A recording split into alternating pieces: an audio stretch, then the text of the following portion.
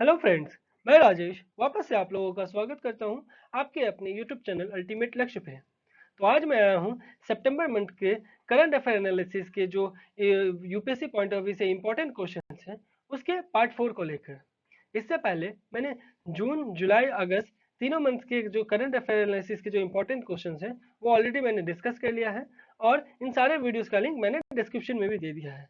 साथ ही ये भी बताना चाहूँगा कि मॉर्निंग सेशन में जो करंट अफेयर एनालिसिस सीरीज चल रही है उसका भी जून से लेके सितंबर तक कंप्लीट हो चुका है और अक्टूबर मंथ भी वहाँ पे चल रही है। तो इन सारे वीडियोस का लिंक आपको डिस्क्रिप्शन में मिल जाएगा और या ऊपर राइट साइड जो आई आइकन है ना वहाँ से भी आप वीडियोस के लिंक पे डायरेक्टली जा सकते हैं। इसके अलावा एक और बात बताना चाहूँगा कि आप हमारे साथ टेलीग्राम चैनल में भी जुड़ सकते हैं जहाँ पे आपको वीडियोस के और पीडीएफ दोनों का एक साथ वहाँ पे अवेलेबल होगा। ठीक है, शुरू करते हैं आज का लेक्चर। और जैसा कि हमेशा की तरह शुरू करने से पहले हम एक मैप क्वेश्चन देखेंगे। तो आज का मैप क्वेश्चन है, identify the state where Mukurthi national park is situated. तो मुकुर्ती नेशनल पार्क किस जगह में सिचुएटेड है ये बोला जा रहा है। तो ये है कौन सा स्टेट? तमिलनाडु, जो हमारा सदर्न स्टेट है। ठीक है, तो तमिलनाडु में ये मुकुर्ती नेशनल पार्क सिचुएटेड है। कहाँ पे है ये? तो ये एक as a part of Nilgiri biosphere reserve है। आप सुने होंगे नीलगिरी बायोस्फीयर रिजर्व से रिलेटेड, तो एक पार्ट है। और ये Mudumalai wild life sanctuary, Bandipur national park, Nagarhole national park, Wayanad wild life sanctuary और साइलेंट वैली, मतलब इन सब नेशनल पार्क के साथ एक जगह इकट्ठा मतलब होता है। मैं आपको मैप में अच्छे से दिखा दे रहा हूँ। ये रहा वो एरिया, पूरा नीलगिरी फॉरेस्ट का ये एरिया है जहाँ पे आप देख पा रहे होंगे कि इस तरफ हो गया जो हमने क्वेश्चन में दिया है मुकुर्ती नेशनल पार्क। ये किसके किसके साथ है देखिए, इस तरफ है आपको साइलेंट वैली है, इधर अट्टापट्टी रिजर्व फॉरेस्ट है। ठीक है, उसके बाद नीलाम्बूर फॉरेस्ट है इधर, उसके अलावा मुडुमलाई इधर हो गया, बांदीपुर इस तरफ हो गया, कालापेटा इधर हो गया, राजीव गांधी नेशनल पार्क इस तरफ हो गया। ठीक है, उसके अलावा नीलगिरी फॉरेस्ट फॉरेस्ट ये डिपार्टमेंट इस तरफ हो गया।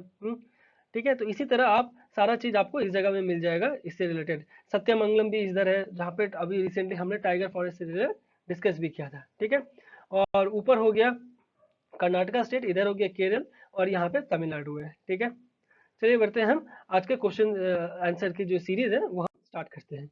तो हमेशा की तरह ये अपने दोस्तों को मैं याद दिलाना चाहूंगा, प्लीज आप लोग क्वेश्चन देखते ही आप वीडियो को पॉज करें और आंसर की तरफ बढ़ें, खुद से अटेम्प्ट करें। उसके बाद फिर आंसर को आगे मतलब वीडियो को प्ले करके आप देखें कि आपने जो किया वो सही है कि नहीं। तो लास्ट में जब टोटल आप एनालाइज करेंगे तो कितना आपको आ रहा है। अगर आपको 70% से ज़्यादा मार्क्स आ रहा है तो आप समझिए सेफ साइड है।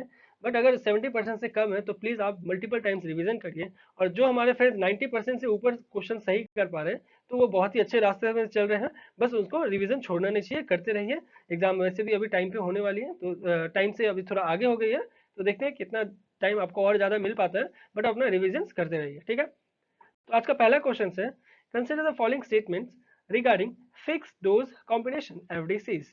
तो एफडीसी से रिलेटेड 3 स्टेटमेंट दिया हुआ है और हमें इनकरेक्ट स्टेटमेंट पूछा जा रहा है। ठीक है, तो पहला जैसे स्टेटमेंट हो गया, fix dose combination are the cocktail of 2 और more active drug ingredients in a fix ratio of doses. ठीक है, तो ये बता रहा है कॉकटेल ऑफ 2 और मोर डोसेस, मतलब ऐसा ये सच बात है क्या? कॉकटेल ऑफ 2 और मोर एक्टिव ड्रग इंग्रेडिएंट्स को मिला के ये एफडीसीज बनाया जाता है? चलिए देखते हैं। अगला स्टेटमेंट है, they are less popular in India. तो ये क्या लेस है? तो यहाँ का ये कीवर्ड हो गया इस सेकंड स्टेटमेंट का। थर्ड स्टेटमेंट है, the government is promoting fix dose combination FDCs through प्रधानमंत्री भारतीय जन औषधि परियोजना प्रोग्राम। तो ये क्या मैंने ये इस टॉपिक से रिलेटेड अच्छे से डिस्कस भी किया था। पीएम बीजेपी बोल के इसे बोला, मतलब इस स्कीम को प्रोग्राम को बोला जा रहा है। तो इसमें क्या फिक्स डोज कॉम्बिनेशन इस प्रमोट किया जा रहा है इस पीएम बीजेपी के द्वारा? चलिए देखते हैं क्या हो रहा है। इनकरेक्ट स्टेटमेंट हमें पूछा जा रहा है, जो सबसे इंपॉर्टेंट कीवर्ड है इस क्वेश्चन का। ठीक है, तो क्या है? ऑप्शन सी, यानी स्टेटमेंट 2 और 3 दोनों ही गलत है। ठीक है, स्टेटमेंट 3 भी गलत है, स्टेटमेंट 2 भी गलत है, क्योंकि ये लेस नहीं है, ये बहुत ज्यादा काफी पॉपुलर है ये एफडीसीज इंडिया में। इसके अलावा ये जो एफडीसीज है ये हेल्थ मिनिस्ट्री एक्सपर्ट कमेटी के द्वारा सेटअप किया गया है कब से? 2014 से। ठीक है, इसलिए स्टेटमेंट 2 और 3 गलत है। बट स्टेटमेंट 1 जो है वो सही है, क्योंकि ये कॉकटेल ऑफ 2 और, मतलब ये एक तरह से देखिए एफडीसी क्या है, फर्स्ट स्टेटमेंट सही क्यों हो गया? क्योंकि ये तो एक तरह से एक्सप्लेन कर रहा है, आप खुद ही समझिए ना। फिक्स डोज कॉम्बिनेशन बना रहा है, कॉम्बिनेशन कर रहा है। ठीक है, तो 2 और मोर ड्रग को एक साथ कॉम्बाइन करेगा, कॉकटेल बना रहा है। तो इसलिए पहला स्टेटमेंट एक तरह से एक्सप्लेन कर रहा है, तो ऐसे स्टेटमेंट हमेशा सही होते हैं। ठीक है, सो करते हैं सॉरी बढ़ते हैं अगले क्वेश्चन की तरफ, जो कि है, consider the following statements about waste Nile virus. ठीक है, WNV। तो डब्ल्यू एंड वी से रिलेटेड 3 स्टेटमेंट दिया हुआ है और हमें करेक्ट पूछा जा रहा है, ठीक है। तो पहला स्टेटमेंट जो है वो बोल रहा है mosquitoes are the natural host of West Nile virus. तो क्या मॉस्किटोज ही नेचुरल होस्ट होता है ये वायरस का? चलिए देख लेते हैं।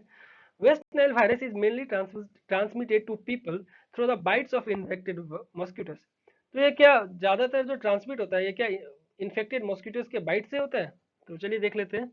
तीसरा statement, human infections occur through organ transplant, blood transfusion and breast milk. तो ये तीनों माध्यम से क्या ये ह्यूमन ट्रांसफ्यूजन भी होता है इस वायरस का? तो करेक्ट स्टेटमेंट पूछा जा रहा है हमें। चलिए बढ़ते हैं आंसर की तरफ। तो ऑप्शन बी हो गया सही, यानी कि स्टेटमेंट 2 और 3 ये दोनों सही है। ये हाँ, ये सारे जो है इन्फेक्शन ह्यूमन इन्फेक्शन के थ्रू भी होता है। उसके अलावा ये मॉस्किटो के बाइट से भी फैलता है। बट ये जो बोल रहा है ना कि mosquitoes are the natural host of West Nile virus, तो ये नहीं है सही। क्यों? क्योंकि ये इंटर रिलेटेड है। Birds are the natural host of West Nile virus, ठीक है। ये मॉस्किटोज नहीं है, बर्ड्स है, ठीक है। तो इसीलिए ये स्टेटमेंट 1 जो है वो गलत है। बढ़ते हैं अगले क्वेश्चन की तरफ। Consider the following statements regarding special data dissemination standard. इस टॉपिक को हमने बहुत ही अच्छे से डिस्कस किया था अपने एनालिसिस वाले सेक्शन में। तो इसके रिलेटेड 2 स्टेटमेंट दिया हुआ है और हमें पूछा जा रहा है कि करेक्ट कौन सा है, ठीक है। पहला स्टेटमेंट जो है वो एसटीडीएस, ये क्या World Bank standard to guide member countries in the dissemination of national statistic of the public to the public. तो ये क्या वर्ल्ड बैंक है इसमें? चलिए देख लेते हैं। दूसरा स्टेटमेंट है according to annual observance report of the special data dissemination standard for 2018, India is in the top position among Asian countries to comply with multiple requirements prescribed in the special data dissemination standard। तो क्या India क्या ये top position में है? चलिए देख लेते हैं। ये दोनों स्टेटमेंट का कीवर्ड हमने देख लिया, दोनों स्टेटमेंट भी देख लिया। आंसर की तरफ बढ़ते हैं, हमें करेक्ट पूछा जा रहा है। तो ऑप्शन डी हो गया सही, यानी दोनों के दोनों ही स्टेटमेंट गलत है। जो भी हमने कीवर्ड पॉइंट आउट किया ना, पहला तो ये वर्ल्ड बैंक नहीं है, ये है आईएमएफ के द्वारा, ठीक है। और इंडिया फेल कर गया है कॉम्प्लाई करने में, मतलब अपना जिस तरह से डेटा है ना वो डिसेमिनेशन करने का, वो फेल हो गया अपना, जिस तरह से पूरे पब्लिक के सामने उनको रखना था। तो इसलिए आईएमएफ ने इसे घोषित किया है कि इंडिया फेल हो चुका है। उसके अलावा ये जो बोल रहा है according to annual observation report, ये जो स्पेशल डेटा जो लिया गया, इंडिया जो टॉप पोजीशन में बोल रहा है, इससे रिलेटेड भी ये बात है कि ऐसा कुछ है नहीं, ठीक है। तो जैसे यहाँ पे बोल रहा है कि countries that subscribe to SDDS agree to follow, मतलब ये बता रहा है कि एसडीडीएस जो फॉलो करेगा वो लोग क्या करेगा, public access to those data जो भी होगा ना, फिर टाइमली, फिर पीरियडिसिटीली, उसके अलावा जो भी डेटा इक्वालिटी कैसे कैसे दिया जा रहा है पूरे पब्लिक के सामने गवर्नमेंट के द्वारा, उसी को ही ये मतलब ये आईएमएफ उन लोग को अच्छा मतलब पास करते हैं जो लोग ये सारे चीज फॉलो करते हैं। वरना वो आईएमएफ क्या करते हैं, फेल कर देते हैं, ठीक है, कि वो कंट्री इस तरह से सही तरीके से अपने डेटा को शो नहीं कर रहे हैं अपने पब्लिक के सामने, ठीक है। बढ़ते हैं अगले क्वेश्चन की तरफ, जो कि है consider the following statements regarding Bharat Ratna. तो भारत रत्न से रिलेटेड हमें 3 स्टेटमेंट दिया हुआ है और हमें पूछा जा रहा है इनकरेक्ट स्टेटमेंट क्या होगा, ठीक है। तो इनकरेक्ट स्टेटमेंट निकालना है हमें। तो पहला जो स्टेटमेंट दिया है, if it is awarded in the recognition of exceptional service slash performance to the highest order in any field of the human endeavour. तो क्या ह्यूमन एंडेवर पे मतलब एनी फील्ड दिया जा रहा है, तो ये एनी फील्ड और ह्यूमन एंडेवर हो गया यहाँ का कीवर्ड। दूसरा स्टेटमेंट है Bharat Ratna is awarded to Indian citizen only, ये हो गया यहाँ का कीवर्ड। उसके तीसरा स्टेटमेंट है in terms of article 18 clause 1, जानते हैं 18 किससे रिलेटेड है, राइट टू इक्वालिटी से रिलेटेड, ये हमारा एक फंडामेंटल राइट है। तो in terms of article 18 clause 1 of the constitution, the award cannot be used as prefix or suffix to the recipient's name and he she may not use the expression in their biodata letterhead visiting card। मतलब ये इस तरह का ऐसा नहीं लिखा सकते जैसे लिखा है, जैसे सचिन तेंदुलकर को अगर भारत रत्न मिला है तो वो ये नहीं लिख सकते श्री भारत रत्न सचिन तेंदुलकर, ऐसा नहीं लिख सकते, या सचिन तेंदुलकर भारत रत्नम, इस तरह का कुछ कहीं नहीं कर सकते। ये राइट टू इक्वलिटी के अगेंस्ट है, मतलब 18 जो आर्टिकल है इसके अगेंस्ट है, ठीक है। तो ये बोला जा रहा है कि यह सही बात है। चलिए देखते हैं। तो ऑप्शन सी हो गया सही, यानी स्टेटमेंट 2 सिर्फ सही है, बाकी सॉरी स्टेटमेंट 2 सिर्फ इनकरेक्ट है क्योंकि यहाँ इनकरेक्ट पूछा जा रहा है, बाकी स्टेटमेंट 1 और 3 ये सही है। तो ये ह्यूमन पहले क्या था, जब इनिशियली जब ये अवार्ड लाया गया था 1954 में, उस वक्त क्या था कि ये सिर्फ arts, literature, science, public services in सब एरिया में ही लिमिटेड रखा गया था। बट अब क्या हुआ, 2011 में जाके इसे क्या कर दिया गया है, एक्सपैंड कर दिया गया है और बोला गया कि any field of human endeavour अगर हो, मतलब ह्यूमन एंडीवर, मतलब ह्यूमन से रिलेटेड कोई भी सोसाइटी में कुछ अच्छा किया गया हो सोसाइटी अपने कंट्रीज के लिए, तो उनको दिया जा सकता है। और ऐसा कॉन्स्टिट्यूशन में कहीं नहीं लिखा हुआ है, मतलब कॉन्स्टिट्यूशन में बोल रहा हूँ, ये भारत रत्न से रिलेटेड किसी भी जगह प्रोविजन में नहीं लिखा है, no written provision that Bharat Ratna सिर्फ इंडियन सिटीजन को ही मिलेगा। और ऐसा सच बात है, इंडियन सिटीजन को ही सिर्फ नहीं मिला, बाहर के देश को नागरिक को भी मिला गया है ये भारत रत्न। तो इसलिए ये स्टेटमेंट भी गलत है। ठीक है, तो इसलिए स्टेटमेंट सही कौन सा है, तो ये बोला जा रहा है कि आपको इसलिए मिल गया वो स्टेटमेंट। ठीक है, उसके अलावा अगला, सॉरी एक सेकंड, मैं आपको ये चीज बता दूं कि Bharat Ratna is awarded to Indian citizen only, ये जो स्टेटमेंट 2 है ये इनकरेक्ट यहाँ निकालना था, तो ये हो गया, इसलिए स्टेटमेंट 2 जैसा, बाकी 1 और 3 जो है वो सही है। ठीक है, फिर अगला क्वेश्चन है, consider the following statements regarding appointment of जजेस टू द सुप्रीम कोर्ट। तो अब अपॉइंटमेंट ऑफ जजेस टू द सुप्रीम कोर्ट है ना, उससे रिलेटेड 3 स्टेटमेंट दिया हुआ है और हमें करेक्ट बताना है। ठीक है, तो पहला स्टेटमेंट जो बोल रहा है कि जजेस of the supreme Court are appointed by the collegium. तो जो कॉलेजियम सिस्टम है, क्या उनके द्वारा ही अपॉइंट किया जाता है? चलिए देख लेते हैं। उसके अलावा दूसरा है कि distinguished jurist is eligible to become a जज of the supreme court with final approval of the president. तो क्या डिस्टिंग्विश्ड जूरिस्ट जो होते हैं वो क्या एलिजिबल है जज बनने के लिए? चलिए देख लेते हैं। उसके अलावा तीसरा स्टेटमेंट, टू बिकम अ जज of the supreme Court the person should not exceed 65 years of age. मतलब एलिजिबिलिटी ये है क्या? चलिए करेक्ट स्टेटमेंट पूछा जा रहा है, बढ़ते हैं आंसर की तरफ। तो ऑप्शन सी हो गया सही, यानी स्टेटमेंट 2 और 3 तो सही है, ये 65 भी सही है, और ये डिस्टिंग्विश्ड जूरिस्ट अगर हो ना तो वो भी एलिजिबल हो अगर फाइनल अप्रूवल प्रेसिडेंट के द्वारा मिल जाए तो। ठीक है, पर पहला स्टेटमेंट गलत है, ये कॉलेजियम के द्वारा अपॉइंट नहीं किया जाता है, कॉलेजियम के द्वारा मतलब नॉमिनेट किया जाता है कि ये होंगे। उसके बाद कॉलेजियम किसको भेजते हैं? लॉ मिनिस्टर को भेजते हैं अपना, कि ये होंगे हमारे अगले जज। उसके बाद लॉ मिनिस्टर क्या करते हैं? प्राइम मिनिस्टर को बोलते हैं, प्राइम मिनिस्टर फिर क्या करते हैं? प्रेसिडेंट को बोलते हैं कि इनको चीफ जस्टिस ऑफ इंडिया या सुप्रीम कोर्ट के जज से रिलेटेड इनको ओथ आप दिलवाएं। ठीक है, तो इसीलिए ये कॉलेजियम के द्वारा अपॉइंट नहीं किया जाता, इसलिए अपॉइंट ही हो गया था यहाँ का कीवर्ड।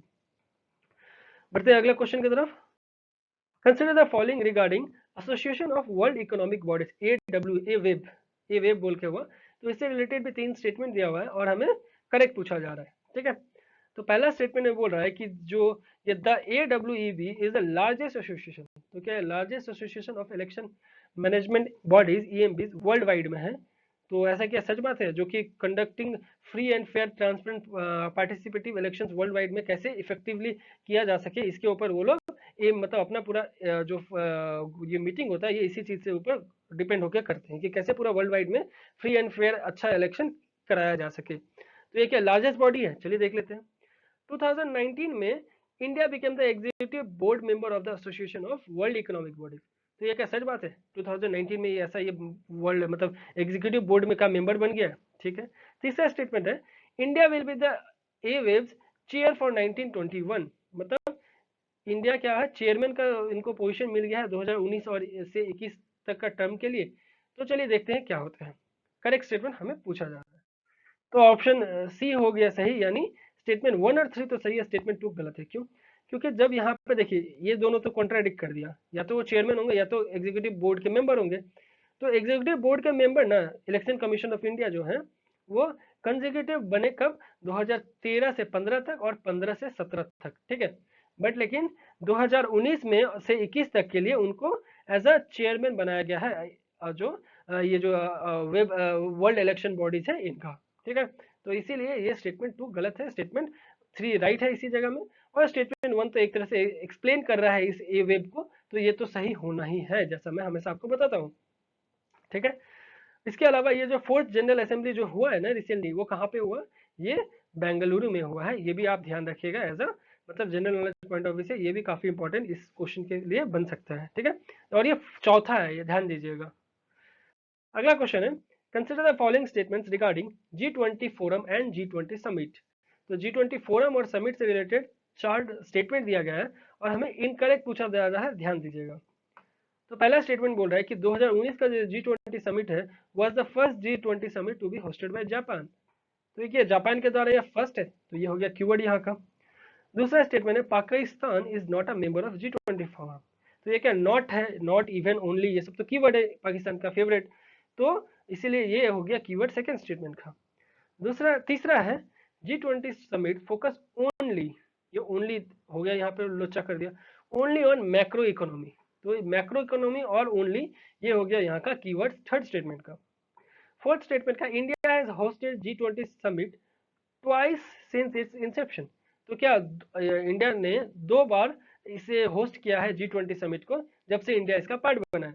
तो इसमें हमें इनकरेक्ट स्टेटमेंट खोजना है और बताना है, ठीक है। तो बढ़ते हैं आंसर की तरफ। तो ऑप्शन बी हो गया सही, यानी स्टेटमेंट 3 और 4 गलत है। कैसे? क्योंकि G20 जो है ना, ये सिर्फ मैक्रो इकोनॉमी में इस बार फोकस नहीं किया था, ये किस में किया था, माइक्रो इकोनॉमी में फोकस किया था, ठीक है। तो इसीलिए ये स्टेटमेंट गलत हो गया। उसके अलावा ये भी बोला जा रहा है कि ये जो इंडिया ने इसे पहले इसे होस्ट कब किया था, ये 2002 में होस्ट किया था, और अब अगला होस्टिंग 2022 में करने का प्लानिंग है, ठीक है। इसीलिए ये स्टेटमेंट भी गलत है। बाकी पाकिस्तान इसका मेंबर है नहीं, और जापान फर्स्ट टाइम इसे होस्ट किया कहाँ पे, ओसाका में, ठीक है। बढ़ते हैं हम अगले क्वेश्चन की तरफ, जो कि है consider the following statements regarding United Nations security council, UNSC. तो यूएनएससी से रिलेटेड 3 स्टेटमेंट है और हमें करेक्ट बताना है। तो each year the General Assembly elects 5 non-permanent members out of total 10 for a 2 year term, ठीक है। देखिए, अगर आपको ये सिक्योरिटी काउंसिल से रिलेटेड पता है, तब तो आप इजीली पता कर सकते हैं कि ये स्टेटमेंट क्या है, कौन सा इसमें कीवर्ड है, क्योंकि इस फर्स्ट स्टेटमेंट में बहुत सारे कीवर्ड है। इच ईयर बोल रहा है, ये कीवर्ड बन जाएगा। 5 नॉन परमानेंट, ये एक बन जाएगा। उसके अलावा 10, ठीक है, आपको पता है कि 10 नॉन परमानेंट मेंबर्स टोटल होते हैं यूएनएससी में, और 5 परमानेंट मेंबर्स। पर ये जो 5 नॉन परमानेंट मेंबर्स का जो मतलब होता है, इलेक्ट किया जाता है, ये क्या सही बात है? उसके अलावा 2 साल के लिए वो हर हर बार, मतलब हर साल 5 मेंबर को इलेक्ट किया जाता है, और 5 मेंबर रिटायर भी होते हैं। इसीलिए मतलब 5 मेंबर जो होते हैं, हर मेंबर 2 साल के लिए इलेक्ट होते हैं, ठीक है। तो ये क्या, ये हर साल होता है, ये हो गया यहाँ का कीवर्ड। उसके अलावा जो सेकंड स्टेटमेंट है, India has been a non permanent member of the Security Council 7 times. तो 7 टाइम्स हो गया यहाँ का कीवर्ड, ठीक है। जो कि जो रिसेंटली जो लास्ट जो बना है मेंबर, वो 2011-12 में, ठीक है। तीसरा स्टेटमेंट है, India candidature for a non permanent seat council in 2021-22 term has been supported by Pakistan and China. तो 2021 और 22 में जो आया है, वो पाकिस्तान और चाइना के द्वारा भी सपोर्ट किया गया है। हमको भी मतलब वोट किया गया था कि हम इस 21-22 के लिए हम अपना नॉन परमानेंट सीट का कैंडिडेचर के लिए उठ सके, ठीक है, मतलब हमें मिले एक सीट। तो इसमें पाकिस्तान और चाइना ने भी हमें वोट दिया, तो ये पाकिस्तान चाइना वोट दिया। चलिए, ये भी हो गया कीवर्ड। मैं आपको याद दिला दूं, इस सेम टॉपिक से रिलेटेड थोड़ा क्वेश्चन ट्विस्टेड था, जो मैंने पहले भी डिस्कस किया था आप लोग से। तो उस वक्त के हिसाब से अगर जो लोग सुने थे, तो ऑलरेडी मैं उम्मीद कर सकता हूँ इस क्वेश्चन को भी अच्छे से आंसर कर पाएंगे, ठीक है। तो करेक्ट स्टेटमेंट पूछा जा रहा है, चलिए देखते हैं आंसर क्या है। तो ऑप्शन डी, यानी तीनों के तीनों स्टेटमेंट सही है। ये पहला भी सही है, हर साल होता है। और एक्चुअली मैं तो एक्सप्लेन करते करते इनडायरेक्टली शायद बोलते बोलते ज़्यादा बोल गया, और आप लोग का आंसर भी मैं बता दिया उसी वक्त। इसके अलावा ये भी बोला गया, India has been non permanent member बोला है, और ये 7 बार ऐसा हुआ, ये सच बात है, 2011-12 में लास्ट था। इसके अलावा पाकिस्तान और चाइना दोनों ने 2021-22 के लिए हमें सपोर्ट किया है, ठीक है। तो ये तीनों सही है। बढ़ते हैं अगले क्वेश्चन की तरफ, जो कि है consider the following statements regarding UNIDO, UNIDO, जिससे हम अच्छी तरीके से अपने एनालिसिस वाले सेशन में डिस्कस भी किए थे। तो 3 स्टेटमेंट दिया हुआ है इससे रिलेटेड, और हमें करेक्ट पूछा जा रहा है। तो पहला स्टेटमेंट बोल रहा है कि UNIDO is a specialised agency of the United Nation that promotes industrial development for poverty reduction, ठीक है। तो क्या ये स्पेशलाइज्ड एजेंसी है यूनाइटेड नेशन का? हाँ, ये यूनाइटेड नेशन जुड़ा हुआ है, तब तो ये कीवर्ड देना जरूरी, ये तो एक मतलब बेवकूफ़ी होगा। बट ये जो स्पेशलाइज्ड एजेंसी बोल दिया है, पर यहाँ पे कीवर्ड क्या हो सकता है? क्या इंडस्ट्रियल डेवलपमेंट को और पॉवर्टी रिडक्शन को ये प्रमोट करते हैं, पॉवर्टी रिडक्शन को? तो ये हो गया यहाँ का कीवर्ड। दूसरा स्टेटमेंट है, UNIDO is also member of UNDP, United Nation Development Programme. तो क्या ये मेंबर है यूएनडीपी का भी? चलिए देख लेते हैं। तीसरा स्टेटमेंट है, यूनिडोज का जो प्रोग्राम है, वो फोकस करता है किस पे? Safeguarding of environment. तो क्या एनवायरमेंट के ऊपर सेफ गार्डिंग करता है, या ये इंडस्ट्रियल कुछ लिखा हुआ है तो इंडस्ट्री पे ध्यान देता है? तो चलिए देख लेते हैं, तीनों स्टेटमेंट दिया है, तीनों का कीवर्ड देख लिया, और हमें करेक्ट पूछा जा रहा है। तो ऑप्शन डी हो गया सही, यानी ये फिर से तीनों का तीनों ही स्टेटमेंट सही है। ये सेफ गार्ड मतलब एनवायरमेंट का सेफ करते हुए ये इंडस्ट्रियल डेवलपमेंट में कैसे अपना योगदान दे सकता है, ये यूनिडो का काम होता है, ठीक है। और हाँ, ये यूनिडो क्या है, यूएनडीपी का भी मेंबर है, तभी तो डेवलपमेंट से रिलेटेड प्रोग्राम्स ये चलाता है इंडस्ट्रियल डेवलपमेंट के केस में, ठीक है। तो और ये यूनाइटेड नेशन का तो एक एजेंसी है भी, जो कि पॉवर्टी रिडक्शन करेगा। जब इंडस्ट्रियल डेवलपमेंट सही मायने में और सही तरीके से करेगा तब तो पॉवर्टी रिडक्शन भी होगा ना। जब जॉब्स आप देना शुरू करेंगे एक किसी पर्टिकुलर एरिया में, तब तो आप पॉवर्टी भी हटा सकेंगे, है ना। तो इसलिए ये तीनों स्टेटमेंट सही है। अगला क्वेश्चन है, consider the following statement regarding C set 5 technology. ये सी सेट 5 हमने कहाँ पे, जो फैक्ट्स और फिल्म्स हमने डिस्कस किया था, उस वक्त ये टॉपिक को डिस्कस किया था। तो उससे रिलेटेड दो स्टेटमेंट दिया हुआ है और हमें करेक्ट पूछा जा रहा है। तो करेक्ट, ये सब जो करेक्ट इनकरेक्ट हमेशा ध्यान रखिएगा।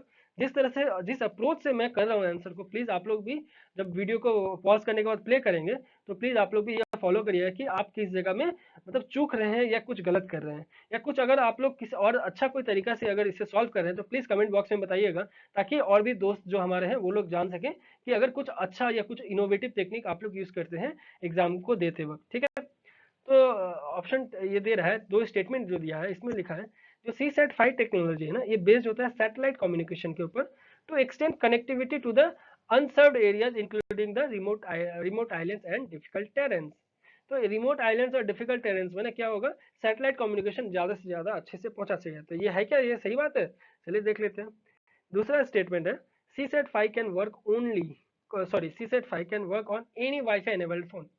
एनी वाईफाई एनेबल्ड फोन में ये काम करेगा क्या? ये हो गया यहाँ का कीवर्ड। चलो दोनों स्टेटमेंट का हमने कीवर्ड भी देख लिया और हमें करेक्ट पूछा जा रहा है। तो आंसर होगा सी, यानी दोनों के दोनों स्टेटमेंट ही सही है। ये किसी भी वाईफाई एनेबल्ड फोन में काम करेगा, और ये रिमोट आइलैंड्स और डिफिकल्ट टेरेन से रिलेटेड एरिया में ये वाईफाई टेक्नोलॉजी सैटेलाइट की मदद से देने का ये और ज्यादा सुविधा करेंगे, ठीक है। बढ़ते हैं अगले क्वेश्चन की तरफ, जो कि है ट्रांस फैट से रिलेटेड तीन स्टेटमेंट दिया हुआ है और हमें करेक्ट बताना है, ठीक है। तो बोला जा रहा है trans fat is a type of unsaturated fat. तो ये अनसैचुरेटेड फैट है या सैचुरेटेड फैट है, ये आपको पता होना चाहिए, तभी आप सही या गलत बोल सकोगे। दूसरा स्टेटमेंट है, trans fat also occurs naturally. तो ये नेचुरली अकर्स होता है, मतलब आर्टिफिशियली भी होता है, नेचुरली भी ऐसा होता है। चलिए देख लेते हैं। तीसरा स्टेटमेंट है, ट्रांस फैट्स गिव फूड और डिजायरेबल टेस्ट एंड टेक्सचर। तो ये क्या टेस्ट और टेक्सचर देता है फूड्स में, ये ट्रांस फैट्स। चलिए देख लेते हैं, करेक्ट पूछा जा रहा है हम लोग को, तो आंसर क्या होगा। तो ऑप्शन डी, यानी इसमें भी तीनों के तीनों स्टेटमेंट सही है। ये अनसेचुरेटेड फैट है, ये नेचुरली भी ऑकर किया जाता है, आर्टिफिशियली भी किया जाता है, और ये ट्रांस फैट क्या करता है, डिजायरेबल टेस्ट और टेक्सचर क्रिएट करता है फूड में, इसलिए लोग ज्यादा इसे देना पसंद करते हैं ताकि टेस्ट इसे फूड का अच्छा बना सके, ठीक है। चलिए बढ़ते हैं अगले क्वेश्चन की तरफ। Consider the following statements about consumer protection act 1986।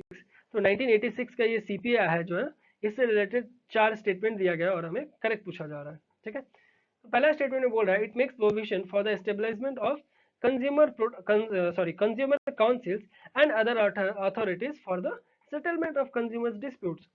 तो आप जब स्टेटमेंट पढ़ोगे, सिंपल लैंग्वेज में लिखा हुआ है, पढ़ के ही आपको पता चल रहा है कि एक तरह से ये कंज्यूमर प्रोटेक्शन एक्ट से रिलेटेड एक्सप्लेन कर रहा है, और इसमें कुछ भी ऐसा कीवर्ड नहीं दिया जो कि रॉन्ग हो।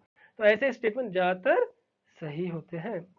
दूसरा स्टेटमेंट है कि whenever possible it assures access of goods and services to competitive prices।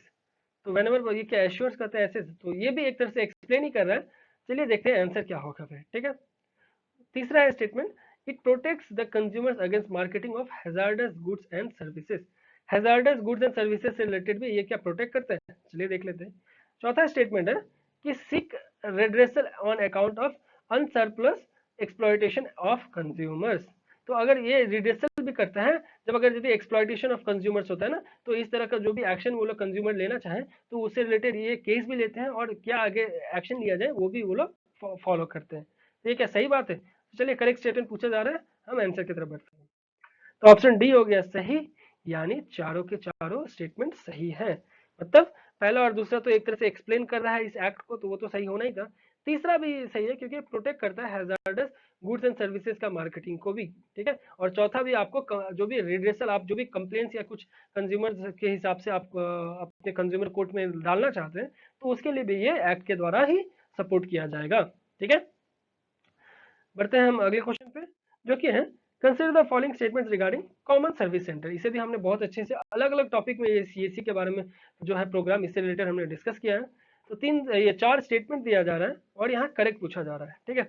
तो पहला स्टेटमेंट है, CSC programme is an initiative of ministry of rural development. तो ये मिनिस्ट्री ऑफ रूरल डेवलपमेंट के द्वारा लाया गया है क्या, जाकि इलेक्ट्रॉनिक सर्विसेज विलेजेस में दिया जा सके, क्योंकि विलेजेस के लिए यहाँ बात हो रहा है, तो ये क्या रूरल डेवलपमेंट मिनिस्ट्री सही है, चलिए देख लेते हैं। सेकेंड स्टेटमेंट है, they are positioned as change agents promoting rural entrepreneurship and building rural capacities and livelihoods. तो एक तरह का ये एक्सप्लेन कर रहा है कि ये चेंज एजेंट्स होंगे, प्रमोटिंग रूरल एंटरप्रेन्योरशिप होगा, बिल्डिंग रूरल कैपेसिटीज होगा। तो ये तो एक तरह से आप विलेजेस से रिलेटेड जो भी होगा इस एक्टिविटीज को एक्सप्लेन कर रहा है। तो ऐसे स्टेटमेंट हमेशा सही होते हैं, पर आगे आपको और एक्सप्लेनेशन करते हुए समझाऊंगा। तीसरा स्टेटमेंट है कि सीएससी ऑफर करता है web enabled e governance services in rural area. तो क्या वेब एनेबल्ड सर्विस करता है रूरल एरियाज में, चलिए देख लेते हैं। चौथा स्टेटमेंट है कि under digital India programme at least one CSC, जो कि 2.5 लाख अगर पॉपुलेशन हो ग्राम पंचायत का, तो एटलीस्ट एक सीएससी ऑफिस वहां पे होना चाहिए। तो ये क्या सही बात है, चलिए करेक्ट स्टेटमेंट पूछा जा रहा है, देखते हैं आंसर क्या है। तो ऑप्शन सी हो गया सही, यानी तीनों के तीनों सही है। चौथा स्टेटमेंट मैंने पहला स्टेटमेंट है गलत है, मिनिस्ट्री ऑफ रूरल डेवलपमेंट नहीं है, ये भले ही विलेजेस के लिए लाया जा रहा है, पर ये इलेक्ट्रॉनिक्स एंड आईटी मिनिस्ट्री है ना, वो इसमें इन्वॉल्व है, पर ये विलेजेस के लिए ही किया जा रहा है, ठीक है। बाकी तीनों स्टेटमेंट सही है। जहां पर 2.5 लाख से ज्यादा पॉपुलेशन होगा जिस विलेजेस का या ग्राम पंचायत का, ग्राम जो है, तो क्या होगा वहां पे एटलीस्ट एक सीएससी ऑफिस जरूर बनना चाहिए। उसके अलावा ये एक वेब ई गवर्नेंस लाने का प्रावधान रहेगा, डिजिटल इंडिया प्रोग्राम जिस तरह का लाने का, कहाँ पे, रूरल एरियाज में। उसके अलावा ये जो पहला और दूसरा स्टेटमेंट, मैंने दूसरा पहला तो मैंने बोल दिया ये जो रूरल डेवलपमेंट होगा नहीं, दूसरा स्टेटमेंट तो एक तरह से एक्सप्लेन कर रहा है, तो ये तो सही ही होगा, ठीक है। अगले क्वेश्चन की तरफ, जो कि है consider the following statements regarding institution of eminence scheme IES. तो ये एमिनेंस स्कीम से रिलेटेड हाल ही में हमने डिस्कस किया था और बहुत अच्छे से डिस्कस किया था, तो उम्मीद करता हूँ ये क्वेश्चन का भी आप सही आंसर कर पाएंगे। तो स्टेटमेंट दिया हुआ है यहाँ पे 4 और बोला जा रहा है करेक्ट कौन सा है ये बताने। तो पहला स्टेटमेंट हो रहा है कि द इंस्टीट्यूशन, ये जो आईईएस है ना, इसके तहत क्या होगा, यूनियन ह्यूमन रिसोर्स डिपार्टमेंट यानी ministry of human resource HRD, ये क्या करेंगे, एम करेंगे कि प्रोजेक्ट कर सके इंडियन इंस्टीट्यूट को ग्लोबल रिकॉग्निशन मिले, ठीक है। मतलब इनका इस इंस्टीट्यूट ऑफ एमिनेंस स्कीम के तहत क्या करेंगे, जो भी इंडियन इंस्टीट्यूशंस है ना, उनको ग्लोबल लेवल पे कैसे ऊंचा कर सके, उनको कैसे वहां तक पहुंचा सके, ये इस स्कीम के तहत किया जाएगा। तो ये क्या सही बात है, वो भी एमएचआरडी है इसमें इन्वॉल्व, चलिए देख लेते हैं। तीसरा स्टेटमेंट है the selected institutes will enjoy complete academic and administrative autonomy. तो कोई भी सिलेक्टेड होगा क्या, उनको फुल ऑटोनॉमी मिल जाएगा क्या एडमिनिस्ट्रेटिव और एकेडमिक से रिलेटेड, चलिए देख लेते हैं। तीसरा स्टेटमेंट है the selection shall be made through challenge method mode by the empowered expert committee constitute for the purpose, ठीक है। तो ये क्या, ये सही बात है, ये इससे रिलेटेड जो बोला जा रहा है। चलिए देखते हैं चौथा statement, all higher education institutions can apply for the eminence tag. जितने भी हायर एजुकेशन इंस्टीट्यूशंस हैं वो क्या अप्लाई कर सकते हैं इस एमिनेंस के टैग को। तो चलिए देखते हैं करेक्ट स्टेटमेंट पूछा जा रहा है कौन सा सही होगा। तो ऑप्शन सी हो गया सही, यानी 1 2 3 तो सही है, पर ये चौथा गलत है, क्योंकि ऑल नहीं होगा। ये वो लोग होंगे, वही हायर एजुकेशन इंस्टीट्यूशन इसके लिए अप्लाई कर सकते हैं जो कि टॉप 500 ग्लोबल रैंकिंग हो उनका, या top 50 national institutional ranking framework के अंदर आए, जो कि इंडिया में ही, मतलब ये क्या एनआईआरएफ क्या इंडिया के द्वारा किया जाता है, और ग्लोबल रैंकिंग जो भी बॉडी के द्वारा किया जाता है, उसमें अगर 500 के रैंक में अगर आ रहे हैं हमारा इंडिया का कोई भी इंस्टीट्यूशन, उनको ये सारा फैसिलिटीज मिलेगा इंस्टीट्यूशन ऑफ एमिनेंस स्कीम के तहत, ठीक है। अगला क्वेश्चन है consider the following statements regarding Ambedkar हस्तशिल्प विकास योजना। तो ये अंबेडकर हस्तशिल्प विकास योजना से रिलेटेड दो स्टेटमेंट है और हमें करेक्ट पूछा जा रहा है, ठीक है। तो बोला जा रहा है कि यूनियन बजट 2019-20 में इसे लाया गया था ताकि मोबिलाइज कर सके artisans into self help group, और ट्रेनिंग भी किया जा सके और फॉर्मुलेटिंग भी किया, मतलब अच्छे से कम्युनिटी बिजनेस एंटरप्राइजेस भी उनके मतलब आर्टिसन से रिलेटेड बनाया जा सके। तो ये क्या ऐसा सच बात है, तो ये यूनियन बजट 2019 यहाँ का कीवर्ड बन गया। दूसरा स्टेटमेंट है it provides training to artisans and expose them to greater market to sell the handicraft products. तो ये ट्रेनिंग बोल रहा है देगा, उसके अलावा एक्सपोज करेगा कि ग्रेटर मार्केट तक हैंडीक्राफ्ट प्रोडक्ट्स को लिया जा सके। तो हमें करेक्ट स्टेटमेंट पूछा जा रहा है, चलिए बढ़ते हैं आंसर की तरफ। तो ऑप्शन बी हो गया सही, यानी स्टेटमेंट टू तो सही है, क्योंकि ये प्रमोट करेगा आर्टिसंस को और ग्रेटर मार्केट में, मतलब ज्यादा से बड़ा बड़ा मार्केट में हैंडीक्राफ्ट प्रोडक्ट्स को सेल किया जा सके, ये चीज सोचा जाएगा। तो ये हस्तशिल्प विकास योजना है ना, तो ये तो इसी टाइप का कुछ होगा। तो सेकंड स्टेटमेंट तो एक्सप्लेन कर रहा है आपको टॉपिक को, तो ये तो सही होगा, बट फर्स्ट स्टेटमेंट नहीं होगा, क्योंकि ये 2019-20 का बजट में नहीं, ये 2001-2 में ही लाया गया था, तो काफी पुराना है। जो अभी ऐसा अचानक से दे दिया, तो ऐसा नहीं है कि आपको पूरा इतने साल का चीज पढ़ना पड़ेगा। आपको बस इंफॉर्मेशन होना चाहिए यूनियन बजट 2019-20 के बारे में। अगर आपने इस बजट में ये अम्बेडकर ये हस्तशिल्प जो है विकास योजना है, इससे रिलेटेड आपने पढ़ा ही नहीं है, तो आप डायरेक्टली यहाँ कैंसिल आउट कर लीजिए, क्योंकि मैंने आपको क्या बोला, यही है कीवर्ड। तो 2019-20 के जब आपने बजट में पढ़ा ही नहीं है, तो आप डायरेक्टली कैंसिल कर दीजिए, क्योंकि ये स्टेटमेंट गलत है ना। तो इसलिए ऐसा जरूरी नहीं है कि आपको 2001 और 2 का पढ़ने का जरूरत है। आप ये वाला जो करंट में चल रहा है उसे ही अगर अच्छे से पढ़ेंगे तो काफी है। ठीक है, मैं आपको कोशिश करूंगा कि यूनियन बजट और इकोनॉमिक सर्वे से रिलेटेड इंपॉर्टेंट क्वेश्चंस और इससे रिलेटेड जो भी हम एक नोट्स छोटा मोटा एक समरी करके मैं आपको दे सकूं। ठीक है, चलिए देखते हैं आगे धीरे धीरे क्या क्या मैं कर पाता हूँ। बस आप लोग अपना सपोर्ट बनाए रखिए और ज़्यादा से ज़्यादा शेयर करते रहिए, ताकि मैं और मतलब हम लोग का ये जो ग्रुप है और बड़ा कर सके। जितने ज़्यादा हो सके हम लोग अपने ग्रुप के सारे मेंबर्स तक अच्छे तरीके से उन लोगों तक भी पहुंच सके जिन लोगों को सख्त में मतलब जरूरी में बहुत आज के टाइम में इस कोरोना जैसे सिचुएशन जो पैंडेमिक चल रहा है, इस सिचुएशन में हम पहुंच सके उन तक भी। ठीक है, तो अगला क्वेश्चन है, consider the following statements regarding stubble burning. Stubble burning का केस आपने सुना ही था कि नॉर्थन जो भी हमारे स्टेट्स हैं वहां पे बहुत सारे इश्यूज ये स्टबल बर्निंग से रिलेटेड चल रही है, तो उसी से रिलेटेड एक क्वेश्चन जरूर बनता है। देखते हैं क्या ये आ पाता है कि नहीं, बट फिलहाल हम डिस्कस कर लेते हैं। 3 स्टेटमेंट दिया हुआ है और हमें करेक्ट पूछा जा रहा है। तो पहला स्टेटमेंट है जैसे, there is an increase in crop residue burning in north India. तो ये क्या, ये इंक्रीज हुआ है 2018 में 16 के कंपेयर में, ये हो गया यहाँ का कीवर्ड। दूसरा बोल रहा है स्टबल बर्निंग है, रिजल्ट है एमिशन ऑफ, ये सारे चीज गैस इसमें निकलते हैं। तो ये जो गैस सब निकल रहे हैं ना, तो ये एक बहुत सारे आपको पता होना चाहिए। पहला बात, अगर आपको ये पता है तो ये इसमें का कोई कीवर्ड ही नहीं बनता, क्योंकि स्टबल बर्निंग करने से पोल्यूशन ही फैलेगा। तो ये ज्यादातर केसेस में ऐसे ये एक्सप्लेन कर रहा है, तो ये स्टेटमेंट सही होगा, क्योंकि बर्निंग कर रहे हैं ना, CO2 निकलेगा, SO2 निकलेगा, NO2 निकलेगा ही, और पर्टिकुलर मैटर तो निकल नहीं है। तो ये एक स्टेटमेंट एक्सप्लेन कर रहा है, तो ये सही होगा। ठीक है, तीसरा स्टेटमेंट है जो स्टबल बर्निंग है, वो बोल रहा है कि does not kill weeds that are resistant to herbicide. तो ये डज नॉट हो गया कीवर्ड। ठीक है, तो करेक्ट स्टेटमेंट पूछा जा रहा है, बढ़ते हैं हम आंसर की तरफ। तो ऑप्शन बी हो गया सही, यानी स्टेटमेंट 2 तो सही है, बट स्टेटमेंट 1 और 3 गलत है। ये डज नॉट वाला तो होगा ही नहीं, पहले ही बता दिया मैं, क्योंकि ये डज नॉट, ये नॉट, इवन, ओनली, ये सब कीवर्ड है। उसके अलावा पहला जो बोल रहे हैं 2018 और 16 में इंक्रीज नहीं हुआ, डिक्रीज हुआ है 16 के कंपेयर में 18 में। ठीक है, 16 से 18 आते आते स्टेबल बर्निंग को हम लोग बहुत कंट्रोल कर पाए हैं, बट कमा नहीं है पूरी तरह से, कंट्रोल कर पाए हैं। ठीक है, अगला क्वेश्चन है, consider the following statements regarding regulatory sandbox.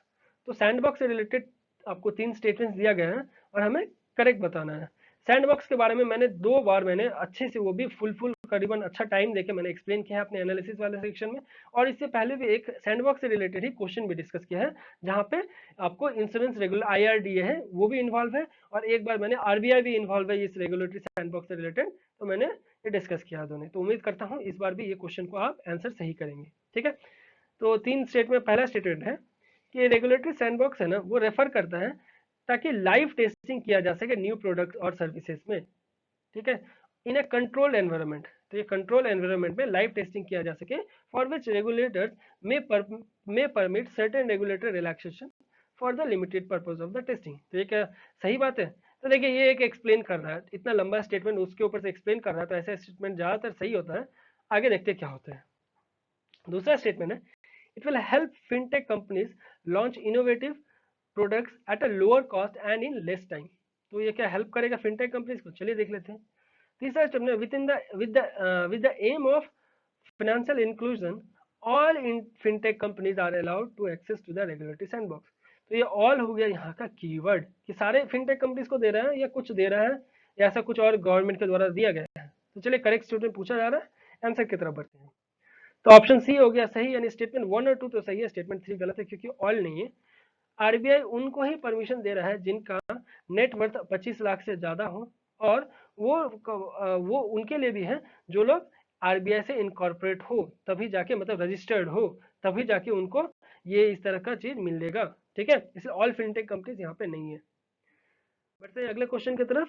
Consider the following statements regarding iodine. Iodine से रिलेटेड हम भी अभी रिसेंटली टॉपिक्स भी डिस्कस किए थे, उसके ऊपर क्वेश्चंस भी डिस्कस किए हैं। चलिए एक और क्वेश्चन अब देख लेते हैं। तो 3 स्टेटमेंट दिया हुआ है और हमें करेक्ट पूछा जा रहा है। तो पहला स्टेटमेंट में जो बोल रहा है कि iodine is a vital macronutrient for optimal mental and physical development of human beings.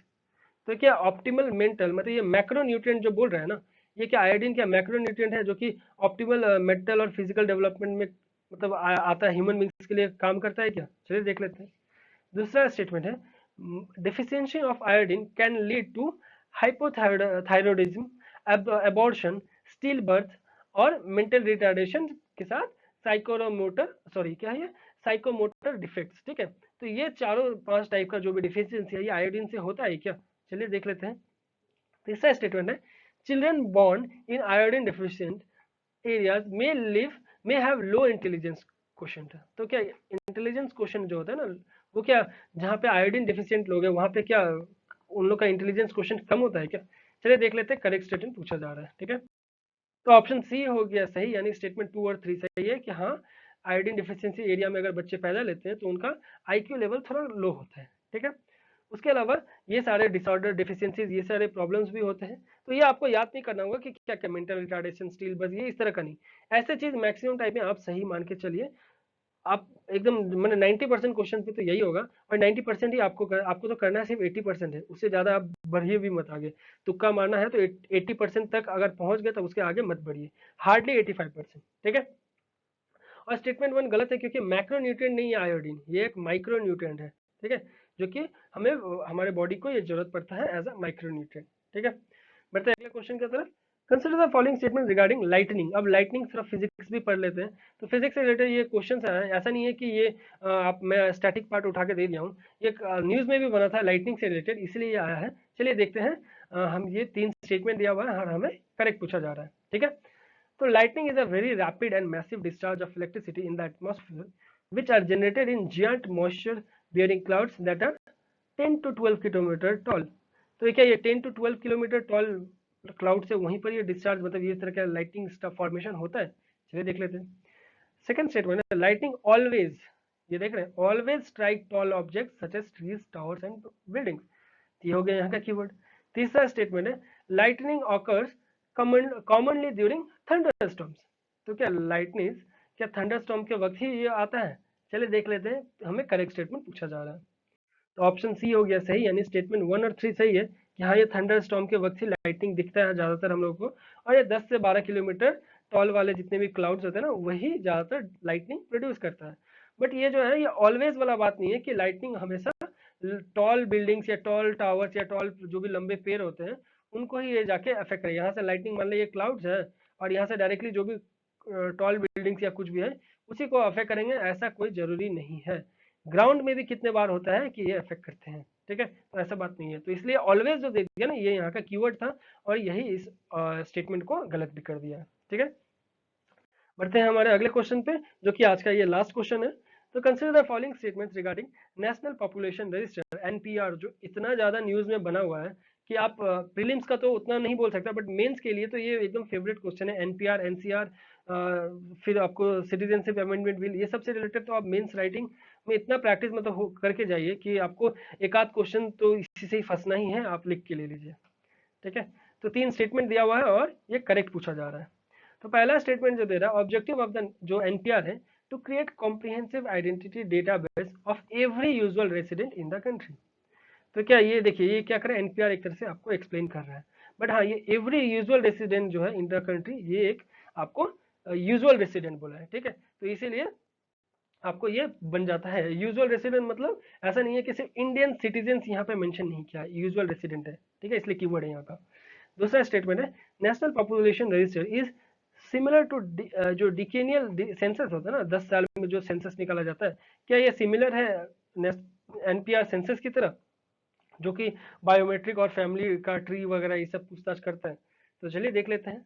तीसरा स्टेटमेंट है it is a mandatory for every usual resident. तो ये मैंडेटरी कीवर्ड हो गया यहाँ का कि एवरी इंडियन को ये रजिस्टर करना होगा एनपीआर के तहत। तो चलिए तीनों स्टेटमेंट देख लिए, तीनों स्टेटमेंट का कीवर्ड देख लिया और हमें करेक्ट पूछा जा रहा है। तो पहला जो ये तो ऑप्शन हो गया डी सही, यानी स्टेटमेंट 1 और 3 तो सही है, स्टेटमेंट 2 गलत है क्योंकि ये सिमिलर नहीं है सेंसस की तरह। एनपीआर और जो सेंसस है ये डिफरेंट चीज है। ठीक है, इसमें क्या होता है कि आपको एक तरह से पूरा, मतलब जैसे ये एनपीआर जो हुआ था, ये सेंसस होता है क्या 10 साल पे, जैसे लास्ट 2011 में होता, अब 21 में होगा। बट जो एनपीआर है ये अभी 2020 में लाने का बात हो रहा है। इसमें क्या होता है कि एक पर्सन को, मतलब लोकल लोकल एरिया में वो पिछले अगर 6 महीने से अगर रह रहा है, तो उनको बताना होगा कि वो क्या करते हैं, वो पिछले 6 महीने से वहाँ पे है, या अगले 6 महीना वो उस जगह में रहने वाले हैं, तो उनको ये सब डेटा देना पड़ेगा एज एनपीआर। फिर आपका बायोमेट्रिक वगैरह ये सब भी वो लोग फिर लेंगे, और उसके बाद बस हो गया, और कुछ नहीं है। बस आपको एक नॉर्मल हल्का फुल्का डेटा लेंगे, और कोई आपको आई कार्ड या आधार कार्ड ये सब नहीं मांगेंगे। बस आप क्या कर रहे हैं, क्यों है वहाँ पे, क्या किस लिए हैं, कितने दिन तक आगे और रहने वाले हैं, या कितने दिन से आप रह रहे हैं इस जगह में, बस इसके अलावा एनपीआर में और कोई कॉन्सेप्ट नहीं है। वो सब सेंसस के रिलेटेड जब होता है तब होता है। तो सेंसस कब आता है, 10 साल में, जो कि 2021 में बात चल रहा है। ठीक है, तो इसी के साथ हम आज का लेक्चर को एंड करते हैं। उम्मीद करते हैं आपने ज़्यादा से ज़्यादा क्वेश्चन सही किया होगा, और जो हमारे फ्रेंड सही नहीं कर पाए हैं तो निराश मत होइए, बस अपना प्रैक्टिस इसी तरह करते रहिए। जरूर, जितना ज़्यादा प्रैक्टिस करोगे, अभी आप गलत कर रहे हो ना, तो ये गलती आपको एग्जाम में लेके नहीं होने वाला है, क्योंकि अभी आप गलत कर रहे हो। और जो फ्रेंड्स गलत नहीं कर रहे हैं, अभी सिर्फ वीडियोस को देख ले रहे हैं, तो उनको ज़्यादा चांसेस रहता है कि एग्जाम में वो गलत करेंगे, क्योंकि अभी वो गलत नहीं कर रहे हैं। ठीक है, तो आप निराश मत होइए, और आप ये समझ के चलिए कि आप कुछ ना कुछ जरूर सीख रहे हैं। ठीक है, थैंक यू, धन्यवाद, जय हिंद।